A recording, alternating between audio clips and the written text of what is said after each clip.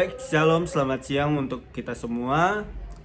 Di siang yang hari ini saya akan melakukan wawancara ke teman saya. Untuk itu sebelumnya perkenalkan, nama saya Darel Kevin Geraldi Rombe dengan NIM 2505151. Saya dari Prodi D4 Pengelolaan Perkebunan, dan teman Saya Muhammad Zaki Najab Pradana dengan NIM 2505174. Saya berasal dari Prodi D4 Pengelolaan Perkebunan dan kebetulan saya beragama Islam.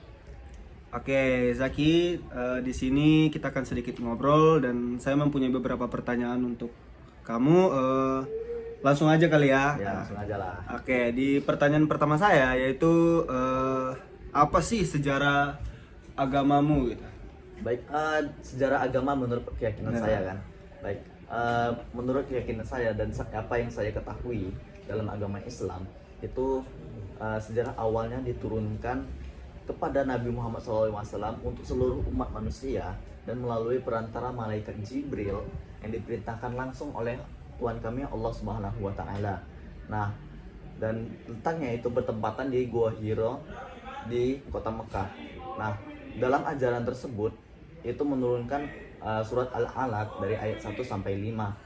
Nah, itu awal mula dari surat Al-Qur'an itu diturunkan. Nah, Al-Qur'an itu diturunkan sehingga 23 tahun, sehingga telah lengkaplah surat-surat yang ada di Al-Qur'an itu menjadi dasar dari ajaran agama Islam. Sekian, setahu saya begitu aja. Mungkin ada kelebihan, mungkin ada kekurangannya. Oke. Oke, ada pertanyaan kedua. Oke, lanjut ke pertanyaan kedua. Apakah ada ajaran khusus yang menjadi ciri khas agamamu gitu? Baik, kalau menurut saya ya, ajaran-ajaran khusus dalam agama Islam itu ada beberapa sih. Yang pertama itu ada akidah, yaitu yang menekankan keyakinan kepada Tuhan atau keesahan kepada Tuhan Allah SWT, yang mengajarkan tentang dasar-dasar keyakinan, keimanan kepada Tuhan kami. Nah, berikutnya itu ada syariah. Nah, ini artinya hukum dalam Islam. Nah, dalam Islam itu kan ada beberapa, tentu saja ada beberapa aturan-aturan gitu kan. Nah, dalam Islam itu aturan-aturan tersebut berdasarkan atau bersumber dari Al-Quran dan Al-Hadis. Al-Quran itu petunjuk langsung oleh Allah, sedangkan Al-Hadis itu kelakuan atau perbuatan yang dilakukan oleh Nabi kami, dan beliau juga menjelaskan apa saja sih ibadah ataupun aturan-aturan yang terdapat dalam agama Islam. Nah, yang ketiga itu setelah akidah syariah, yang terakhir itu ada akhlak, yang mengajarkan tentang sifat-sifat perbuatan ataupun norma-norma yang ada pada masyarakat. Singkatnya itu adab. Nah, kelakuan dalam tingkah masyarakat gitu, apa yang seharusnya dilakukan, apa yang tidak boleh dilakukan, itu semua diatur semua dalam agama Islam. Setahu saya hanya itu saja. Oke, jadi ajaran khususnya yang menjadi ciri khas tuh banyak juga ya. Ya. Oke, lanjut ke pertanyaan ketiga, yaitu alat apa sih yang digunakan dalam beribadah dan apa sih maknanya? Oh, oke, baik. Dalam agama Islam, ibadah, kita ambil saja contohnya sholat ya. Nah, dalam sholat itu sebenarnya tidak memerlukan beberapa banyak alat-alat yang diperlukan atau diwajibkan dalam sholat. Nah, tetapi ada beberapa hal yang ditekankan dan mesti ada dalam sholat. Yang pertama itu adalah pakaian yang menutupi seluruh aurat dalam ibadah. Kalau yang cowok itu kan dia auratnya itu dari pusar perut sampai ke di bawah lutut. Nah, kalau cewek itu seluruh anggota tubuh selain telapak tangan dan wajah itu semuanya aurat. Nah, dalam sholat cewek itu menggunakan mukena yang menutupi seluruh aurat-aurat tubuhnya, sedangkan cowok itu bebas asalkan tertutup. Nah, dalam sholat itu diperlukan adanya pembatas saf. Nah, dalam fasilitas, contohnya saat kita sholat di fasilitas umum atau di kamar lah istilahnya, itu kan di kamar itu kan, terutama di asrama itu kan dalam satu kamar gak mungkin sendiri orang kan. Nah, dalam sholatnya itu dikasih pembatas gitu. Contohnya itu kita meletakkan sejadah di lantai, Nah, di depannya itu wajib ada pembatasnya itu. Contohnya seperti ya tas, bisa ditaruh tas ataupun kursi sebagai pembatas gitu. Jadi orang yang mau beraktivitas itu bisa melewati di depan tas tersebut.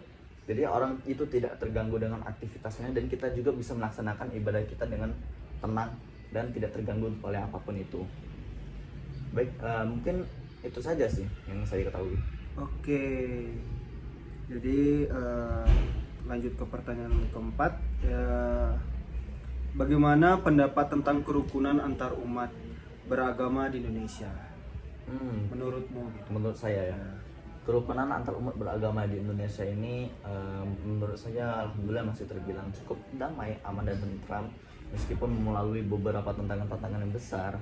Seperti dalam contoh yang contoh istilah peristiwa yang besar itu seperti acara 212 itu yang ada di Monas itu. Oh iya. Nah, tahu kan itu salah satunya itu. Tapi secara garis besar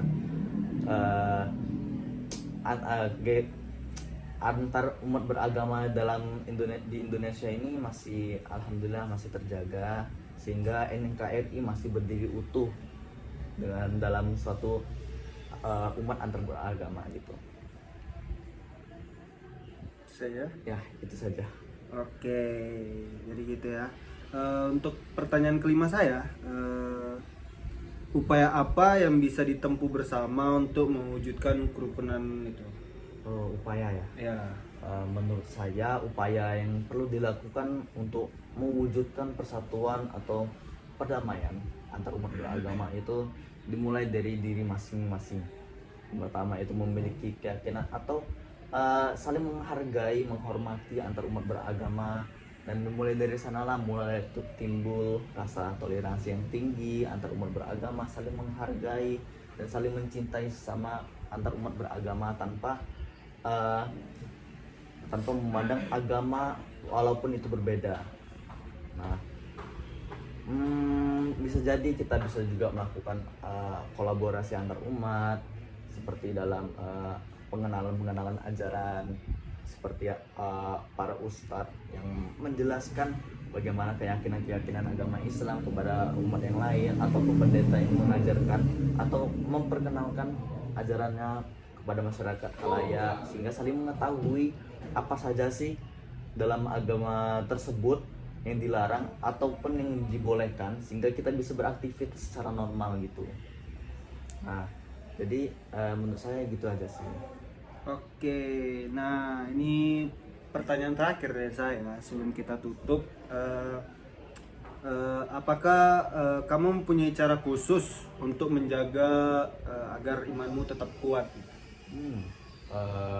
Dan menurut perspektif saya sebagai umat Muslim, saya cara khusus untuk mempertahankan iman saya yaitu yang pertama beribadah secara tekun